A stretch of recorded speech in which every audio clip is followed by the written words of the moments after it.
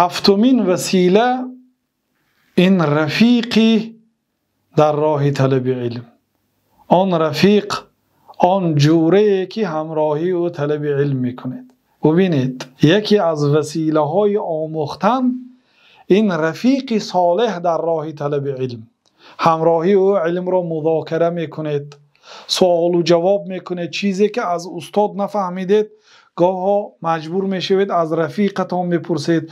برای خود یک رفیق انتخاب کنید در این راه که شما را به نماز تهجد بیدار کند، شما به آن حفظ کرده خود را میسپارید و برای شما حفظ کرده خود را میسپارد. همه وقت استاد برای شما وقت زیاد جدا نمی کند.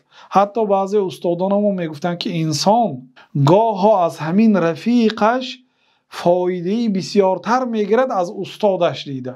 اگر رفیق شما رفیق صاحب جد و جهد و رفیق بغیرت باشد، شما از اون رفیقتان بسیار فایده میگیرید. بنابراین انسان باید در راه طلب علم رفیق نیک برای خود از بین طالب علم هایش اختیار کند.